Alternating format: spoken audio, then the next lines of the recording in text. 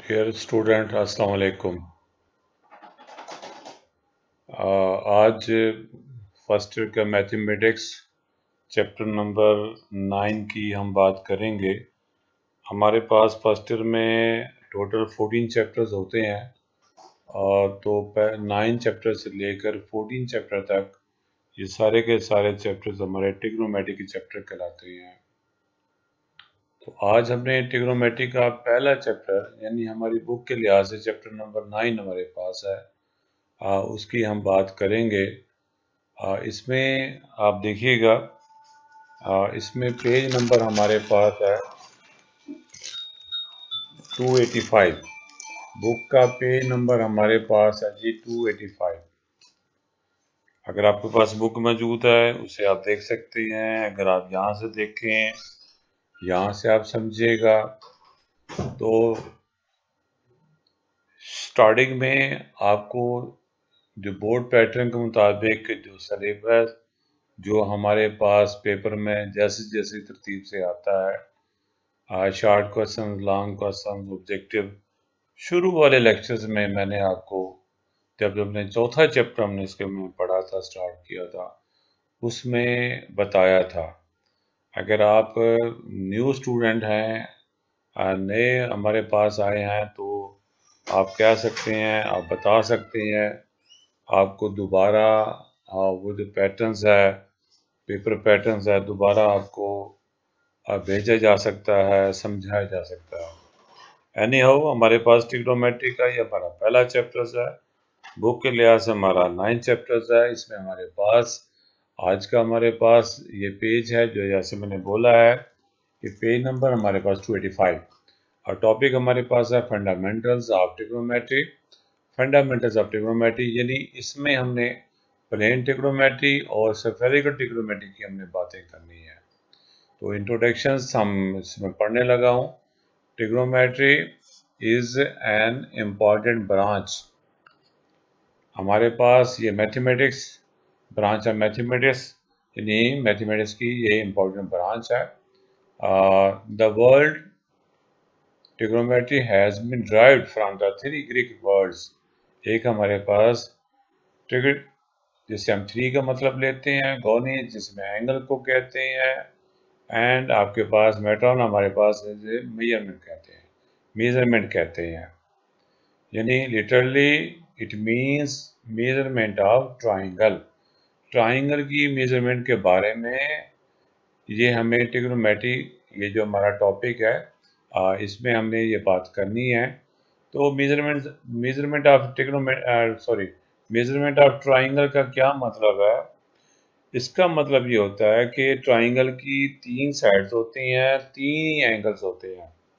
तो इसकी हमने मेजरमेंट के बारे में हमने इसको समझना होता है, डिस्कस करना होता है। इसी को, इसकी स्टडी को हम जो है हम इसको नाम दे रहे हैं ट्रिग्नोमेट्री। आपके पास क्या है? मैथमेटिक्स हमारे पास। तो इसमें हमें बताया जा रहा है कि कैलकुलस, जो कि आपने सेकेंड ईयर में पढ़ेंगे, आगे आप हायर क्लासेस में या आप मैथ में पढ़ेंगे, कैलकुलस लिखा गया है for the study of the calculus it is essential to have a sound knowledge of trigonometry. यानी कि ट्रिग्नोमेट्री के नॉलेज का बेहतर होना बहुत ज़रूरी है कैलकुलस को समझने के लिए। जैसे बोला, सेकेंड ईयर में कैलकुलस पढ़ेंगे आप लोग, हायर क्लासेस में कैलकुलस पढ़ेंगे। उसको समझने के लिए ट्रिग्नोमेट्री का नॉलेज, उसका समझना बहुत ज़रूरी है। फिर बताया जा रहा है इसके बारे में, it is extensively used in the business. इसके अलावा ये बिजनेस में, इंजीनियरिंग में कोई राय लेनी हो, जिसमें दुनिया के हिस्से तलाश करने हो, या अखलाक के बारे में पढ़ना हो, फिज़िकल हो या सोशल साइंस के बारे में, इसका इस्तेमाल ज़्यादा से ज़्यादा इस्तेमाल होता है। ये तो है इसका इंट्रोडक्शंस। अब हम जो है इसमें सबसे पहले ये नया टॉपिक हमारे पास है, units of measures of angles.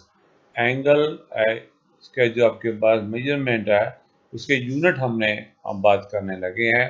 इसको समझने के लिए सबसे पहले concept of an angle, angle हम किसे कहते हैं, एंगल को समझने के लिए फिर ये बातें, इसे हम कहते हैं लाइन सेगमेंट कहते हैं। Set of points which has two end point, एक ये एंड पॉइंट है, एक ये एंड पॉइंट्स है। ये हमारे पास क्या है, सेट ऑफ पॉइंट्स हमारे पास, इसको हमने लाइन सेगमेंट कहते हैं। और जिसमें एक लाइन सेगमेंट हो और एक हमारे पास एंड पॉइंट ना हो, यानी कि आपके पास एक्सटेंडेड हो ऑन दी अदर साइड, इसको हम रे कहते हैं। और इसको हम लाइन कहते हैं जिसमें कोई एंड पॉइंट ना हो। एक एंड पॉइंट हो, वन एंड पॉइंट हो और एक्सटेंडेड अदर साइड हो, रे कहते हैं। और जिसमें दो एंड पॉइंट हो, लाइन सेगमेंट कहते हैं। और जिसमें कोई एंड पॉइंट ना हो, उसे हम लाइन कहते हैं। तो हमारे पास एंगल में हमने रे का इस्तेमाल करना है। तो रे, आपको बात समझ आ गई होगी। अगर आप देखें, इस एंगल को देखें, एक हमारे पास ये हमें एंगल समझाया जा रहा है और इसको हम एंगल पढ़ेंगे, एंगल ए ओ बी पढ़ेंगे। और ओ से ए ये हमारे पास इनिशियल साइड कहलाती है, ओ से बी हमारे पास टर्मिनल साइड कहलाती है। इसे हम इनिशियल साइड क्यों कहते हैं, जहाँ से एंगल हमने स्टार्ट करना होता है, इस पॉइंट को हम इनिशियल पॉइंट कहते हैं, इस पॉइंट को हम टर्मिनल पॉइंट कहते हैं। जिस साइड पर इनिशियल पॉइंट पाया जाए उसे इनिशियल साइड कहते हैं, और जिस साइड पर टर्मिनल पॉइंट पाया जाए उसे हम साइड कहते हैं। तो हमारे पास एक रे है, एक रे हमारे पास ये है।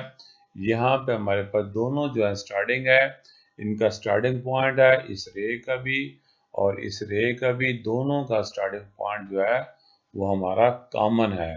तो अब हम यहाँ से इसकी डेफिनेशन को हम बात करते हैं कि कहता है कि two rays with common starting point form an angle. इतनी सी बात है कि हमारे पास दो रेज, जो आपके पास स्टार्टिंग पॉइंट जब उसका कॉमन लिया जाए, उसके अंदर जो बनने वाला जो रीजन है, जो पोर्शन है, उसे हम एंगल कहते हैं। तो one of the rays of an angle is called initial side. उसकी आपके पास एक साइड हमारे पास जैसे बोला है, समझाया है, इनिशियल साइड कहते हैं। और दूसरी साइड जो है उसको हम टर्मिनल साइड कहते हैं। The angle is identified by showing the directions of rotations. हमें इससे भी पता चलता है कि हम रोटेशन जो ले रहे हैं, वो हम उसकी जो डायरेक्शन है रोटेशन की, वो भी हमें एंगल बताती है। द एंगल इज आइडेंटिफाइड, हमें आपके पास जो रोटेशन ले रहे हैं इनिशियल साइड से टर्मिनल साइड की साइड पर जो हम रोटेशन ले रहे हैं, उसकी जो डायरेक्शंस है वो भी हमें एंगल बताती है। फिर कहता है एंगल हमारे पास पॉजिटिव होगा अगर रोटेशन हमारे पास एंटी क्लॉकवाइज होगी। और आपके पास angles are usually denoted by Greek letters. Angle को हम अल्फा से, हम बीटा से, गैमा से, थीटा से, इसी जैसे कई नाम हैं, हम इसको इनके नाम की मदद से एंगल को हम लिख सकते हैं। तो जैसा कि डायग्राम में देखिएगा, एंगल हमारे पास बन रहा है ए ओ बी। ये इसको लिखने का ये तरीका है। ये हमारे पास पॉजिटिव है, चूँकि यहाँ से इनिशियल साइड टर्मिनल साइड की साइड पर जाएं तो ये एंटी क्लॉकवाइज है। और इस एंगल को देखें तो ये हमारे पास ये क्लॉकवाइज है। यहाँ से ये इनिशियल साइड है, इसको हम लेके यूं जा रहे हैं तो क्लॉकवाइज है। ये हमारे पास क्या कहलाएगा, नेगेटिव एंगल। इसको पढ़ेंगे सी ओ डी, सी ओ और ये डी। तो ये हमारे पास एंगल नेगेटिव कहलाएगा क्योंकि ये क्लॉकवाइज है। और ये एंगल हमारे पास पॉजिटिव कहलाएगा क्योंकि हमारे पास ये एंटी क्लॉकवाइज है। आगे हम बढ़ते हैं। There are two commonly use measure for angles. Angle को हम दो यूनिट से हम इसको डिस्कस करेंगे। एक को हम डिग्री कहते हैं, एक को हम रेडियन कहते हैं। तो आप अगले पेज पे चलते हैं। डिग्री का जो मतलब है वो क्या है कि एक यूनिट सर्कल ले लें, एक यूनिट सर्कल ले लें जिसका आपके पास, उसको अगर हम बराबर 360 पार्ट्स में डिवाइड करें, इक्वल पार्ट्स में, ये ना हो कोई पार्ट छोटा हो कोई पार्ट बड़ा हो, नहीं, पूरे सर्कल को अगर हम बराबर बराबर 360 इक्वल पार्ट्स करेंगे तो उसके अंदर का जो बनने वाला एंगल है वो हमारे पास 1 डिग्री कराएगा। बुक में इस डिग्री की डेफिनेशन नहीं दे रखी, यहाँ अलग से आपको समझाई जा रही है। If we divide the circumference of a unit circle, unit circle के सरकमफेरेंस को, यानी आपके पास जो टोटल लेंथ है उसको अगर हम डिवाइड कर देते हैं 360 इक्वल पार्ट्स में, तो हर पार्ट्स में जो बनने वाला जो आपके पास एंगल है वो 1 डिग्री कहलाता है। तो ये तो हमारे पास 1 डिग्री की डेफिनेशन है। ये इम्पोर्टेंट भी है शॉर्ट क्वेश्चंस के लिहाज से, और वैसे भी इसका समझना ज़रूरी है। आगे हमें बताया जा रहा है, हम सिस्टम की बात करने लगे हैं। इसमें हमें ये जो इसकी प्रोनाउंसिएशन है वो ये है सेक्साजेसिमल, इसको कहते हैं सिस्टम।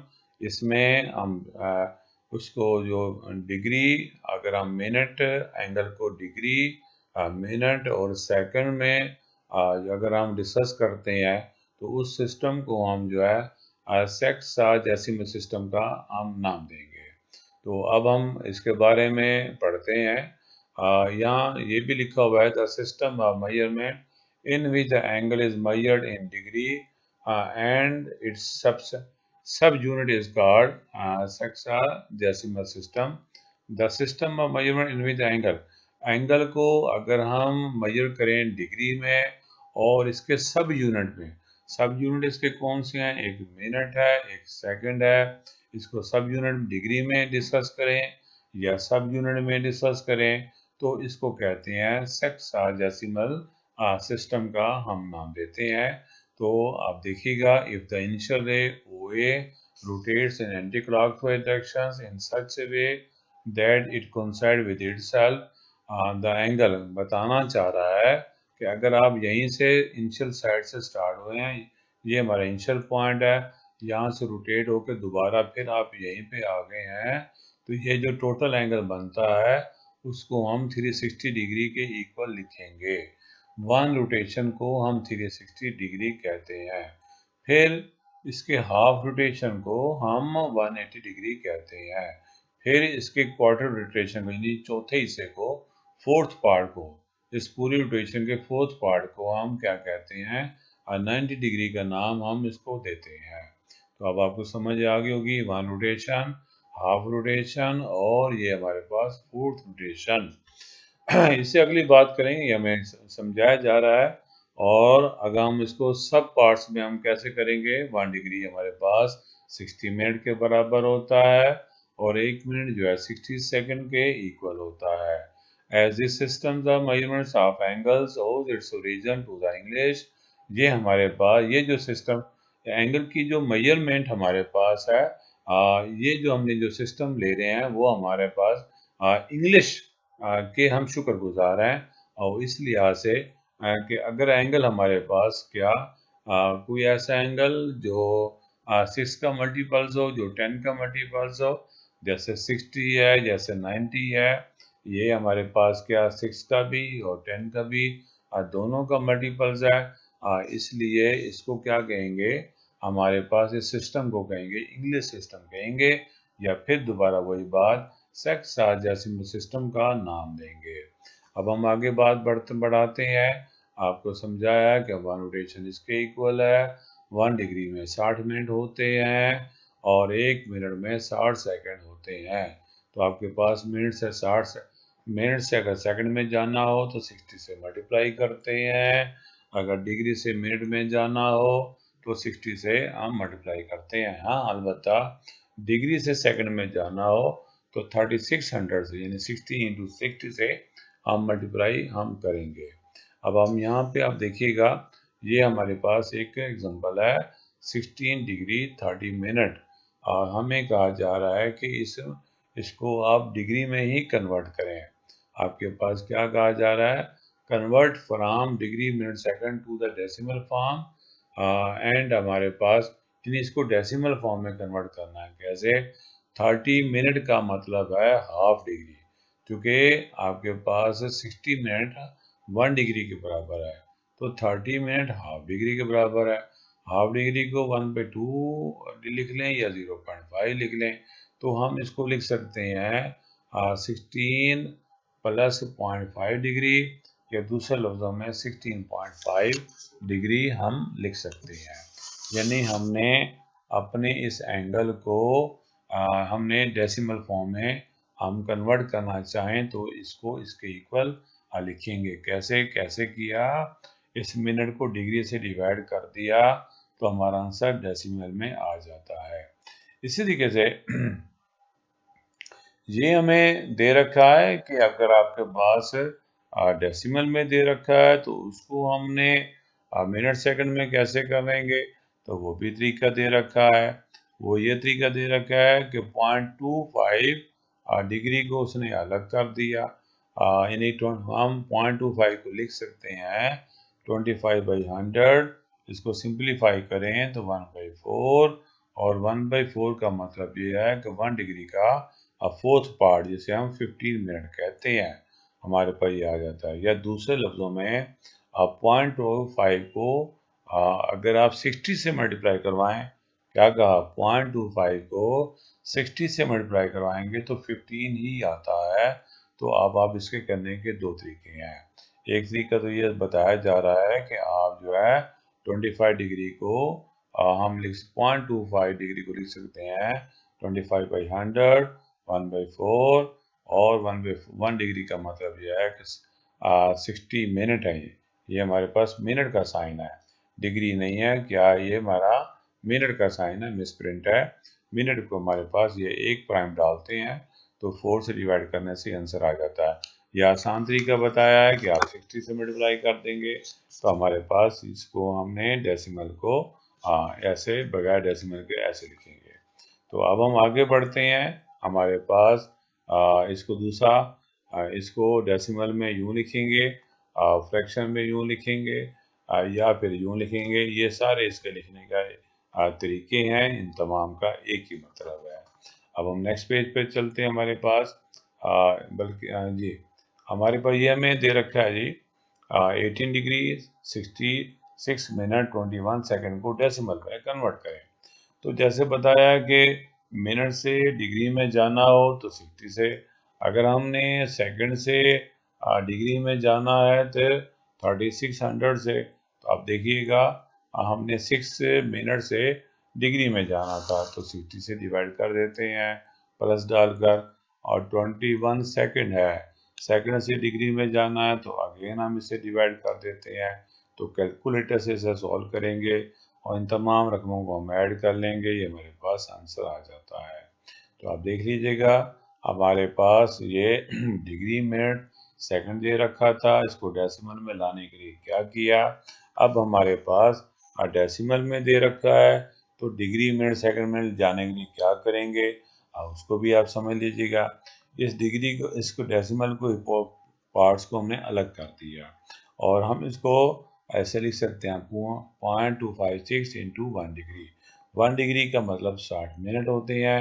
इसको 60 से मल्टीप्लाई करेंगे तो इतने मिनट आ जाएंगे। इसमें फिर आपके पास ये वाला पार्ट अलग कर देते हैं। ये हमारे पास 0.36 को अलग करके फिर इसको लिख सकते हैं 1 मिनट, इसको अलग कर दिया।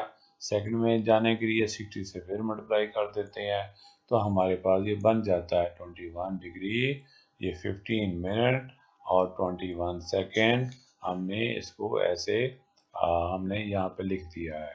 तो आप फिर दोबारा समझिएगा कि याद होगा, इसको उसने अलग कर दिया, अलग करने के बाद 60 से मल्टीप्लाई करवाया, और फिर इसको फिर 60 से मल्टीप्लाई करवाया।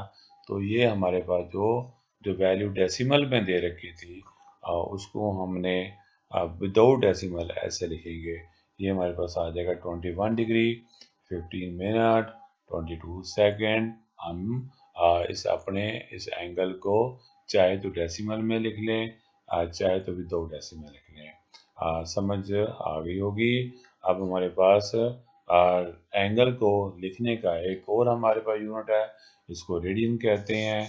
रेडियन के बारे में समझिएगा, डिग्री की तो वहाँ पे डेफिनेशन नहीं दी हुई बुक में, जबकि रेडियन की डेफिनेशन हमने दे रखी है। वो क्या है जी? वो यहाँ पे पढ़ेंगे, यहाँ पे पहले पढ़ता है there is another system of angular measurement. Angular angle को मेजरमेंट करने का एक हमारे पास एक और सिस्टम है, उसको कहते हैं सर्कुलर सिस्टम कहते हैं। It is most useful for the study of the higher mathematics.